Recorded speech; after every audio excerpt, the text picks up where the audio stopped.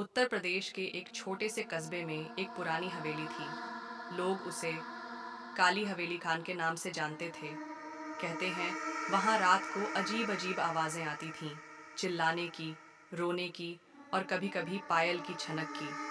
उस हवेली में कोई भी कदम रखने की हिम्मत नहीं करता था, लेकिन कस्बे के बाहर से आने वाले कुछ लोग कभी-कभी जिज्ञासा में अंदर झांकने चले जाते और फिर उनका क्या हुआ, कोई नहीं जान पाया।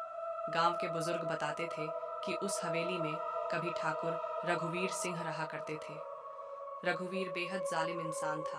उसने अपने नौकरों और यहाँ तक कि अपनी पत्नी तक को यातनाएं दी थीं। उसकी पत्नी रमा एक रात रहस्यमयी ढंग से हवेली में मरी मिली। तब से लेकर आज तक हवेली सुनसान खड़ी थी। रात का समय था। 15 अगस्त का दिन खत्म हुआ था और कस्बे में झंडारोहण के बाद मेले जैसा माहौल था। चार दोस्तों संदीप, रोहन, विक्रम और आलोक ने तय किया कि वो आज रात हवेली में जाएंगे। संदीप सबसे बहादुर था। उसने कहा, क्यों डरना यार, ये सब अंधविश्वास है, भूत प्रेत कुछ नहीं होते। आज चलते हैं हवेली और सबको साबित कर देते हैं। रोहन ने डरते डरते कहा, लेकिन सब कहते हैं वहाँ जाने वाले कभी लौटे नहीं। विक्रम हंसते हुए बोला, तो हम लौट आएंगे, फिर हम ही कस्बे के हीरो कहलाएंगे। आलोक चुपचाप बैठा रहा। वो सबसे ज्यादा डरपोक था, लेकिन दोस्तों के मजाक से बचने के लिए वो भी तैयार हो गया। रात के करीब 11 बजे चारों दोस्त टॉर्च लेकर हवेली पहुंचे। हवेली का मुख्य दरवाजा आधा टूटा हुआ था। जैसे ही उन्होंने दरवाजा धक्का देकर खोला, पुरानी जंग खाई कुंडी की चरमराहट से पूरा माहौल गूंज उठा। अंदर घुप अंधेरा था। दीवारों पर जगह जगह काले धब्बे थे और छत से जाले लटक रहे थे। अचानक उन्हें ऐसा लगा मानो कोई छाया सामने के कमरे से गुजरी हो। आलोक घबरा कर बोला, तुम लोगों ने देखा? कोई अंदर है? संदीप हंसते हुए बोला, बिल्ली होगी, तू डर मत। पहला कमरा। वे लोग हवेली के पहले कमरे में पहुंचे। वहां टूटी फूटी चारपाई और कुछ पुराने बर्तन पड़े थे। अचानक बर्तनों में से एक अपने आप लुढ़क कर गिरा और कमरे में सन्नाटा छा गया। विक्रम बोला, यार ये सब हवा के कारण है, चलो आगे चलते हैं। लेकिन आलोक के हाथ पांव कांप रहे थे। आरफ दूसरी मंजिल पर। जैसे ही वे सीढ़ियां चढ़ने लगे, ऊपर से किसी औरत के गाने की धीमी आवाज सुनाई दी। आवाज इतनी दर्दनाक थी कि चारों सिहर उठे। रोहन फुसफुसाया, ये कौन गा रहा है? संदीप ने टॉर्च जलाकर सीढ़ियां चढ़ना जारी रखा। ऊपर पहुंचकर उन्होंने देखा, सामने एक लंबा गलियारा था। बाईं ओर का दरवाजा अपने आप खुल गया। कमरे में झांकते ही सबके होश उड़ गए। डाक्ट भूतनी का सामना। कमरे के बीचों बीच एक औरत सफेद साड़ी में बैठी थी। उसके लंबे खुले बाल जमीन तक फैले हुए थे। उसका चेहरा टॉर्च की रोशनी में आधा दिखाई दे रहा था, लेकिन आंखें लाल अंगारों जैसी चमक रही थीं।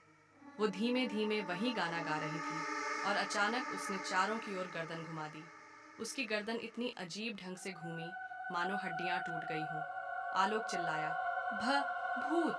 चारों लड़के भागने लगे, लेकिन दरवाजा अपने आप बंद हो गया। औरत धीरे धीरे उठकर उनकी ओर आने लगी। उसके पांव जमीन से कुछ ऊपर थे। वो हवा में तैर रही थी। डर का खेल। अचानक कमरे की दीवारों से खून टपकने लगा। टॉर्च अपने आप बंद हो गई और चारों अंधेरे में फंस गए। उस औरत की आवाज गूंजी, तुमने मेरी नींद क्यों तोड़ी? रोहन डर के मारे बेहोश हो गया। विक्रम ने दरवाजा तोड़ने की कोशिश की, लेकिन दरवाजा पत्थर की दीवार जैसा मजबूत हो गया। संदीप ने हिम्मत करके कहा, तुम तुम कौन हो? औरत चीखते हुए बोली, मैं रमा हूँ, जिसे इस हवेली में जिंदा जलाया गया था।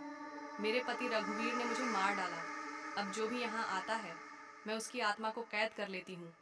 उसकी चीख से पूरा हवेली हिलने लगी। आत्माओं की चीख। अचानक दीवारों से सैकड़ों काले साए निकलने लगे। वे साए चारों दोस्तों को पकड़ने लगे। ऐसा लग रहा था मानो पूरी हवेली मृत आत्माओं से भरी हो। आलोक रोते हुए बोला, हमें छोड़ दो, हम वापस नहीं आएंगे। लेकिन रमा की भूतनी हंसने लगी, अब तुम कभी वापस नहीं जा पाओगे। आखिरी भाग। संदीप ने जेब से माचिस निकाली और कमरे के एक कोने में आग लगा दी। आग फैलते ही हवेली की दीवारें कांपने लगीं। भूतनी दर्द से चीख उठी और हवा में विलीन हो गई। आग की लपटों के बीच दरवाजा अचानक खुल गया। संदीप, आलोक और विक्रम किसी तरह बाहर भाग निकले, लेकिन रोहन वहीं रह गया। उसकी आत्मा भूतनी ने कैद कर ली थी। अंतिम रहस्य। अगली सुबह गांव वाले देखकर दंग रह गए।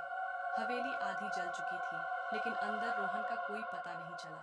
संदीप, आलोक और विक्रम कभी उस रात के बारे में खुलकर नहीं बोले। वे बस इतना कहते, काली हवेली में मत जाना, वहां अब भी रोहन की आत्मा भटकती है। रात को अगर ध्यान से सुनो तो हवेली से किसी लड़के की चीखें और एक औरत की हंसी आज भी सुनाई देती है।